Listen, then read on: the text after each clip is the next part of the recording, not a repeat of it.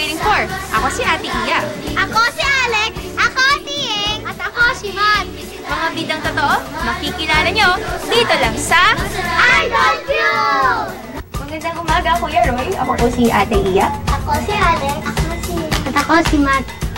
Kuya, sobrang extraordinary kasi nung trabaho niyo, marine biologist. Can you tell us kung anong nangyayari sa isang normal day for a marine biologist? Here sa oceanarium, first thing in the morning, we have to check yung mga isda namin if they are healthy, kung wala bang mga sakit, and yung water namin, tinitingnan namin kung it's conducive for the fish to live in. So, tinetest namin yung salinity, yung temperature, yung dissolved oxygen, at yung pH ng water. Ano po ang natutunan ninyo sa marine biology? Sa marine biology, marami kang matutunan. And napaka-importanting thing dyan is yung pag-aalaga sa environment. Paano mo aalaga yung environment, paano mo siya protektahan, at paano mo si-save from pagiging endangered, pagiging extinct ng ibang mga hayop. At what age did you start diving? May nag-dive ako age 18 years old while I was still taking BS Marine Biology. So, napunguha din ako ng diving lesson. And what are the dangers in scuba diving?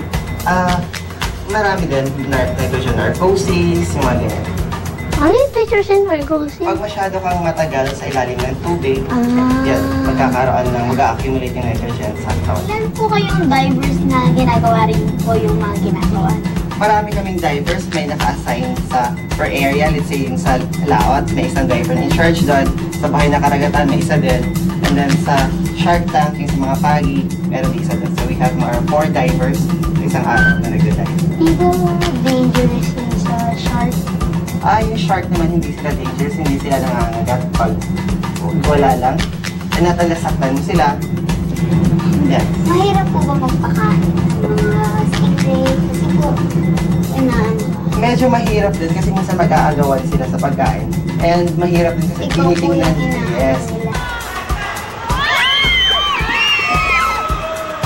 Titingnan mo sila na lahat sila nakakakain.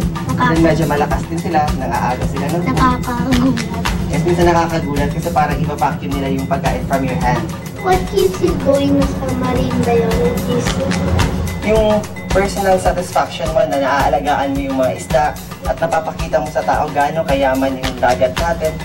And that way, nakakapag-educate kami ng tao na mag-alaga ng ilagaan natin yung environment natin para hindi mawala yung mga isda natin. Ano po message niyo sa mga gustong maging marine biologist? Then, mag-aral ng mabuti and then mag-start tayo mag-protect the environment natin at our own very way. Kuya Roy, maraming salamat po at binigyan niyo kami ng chance na matuto pa tungkol sa environment, kung paano namin siya aalagaan. Maraming salamat po for the time. Okay, bye-bye. Ayan mga bata.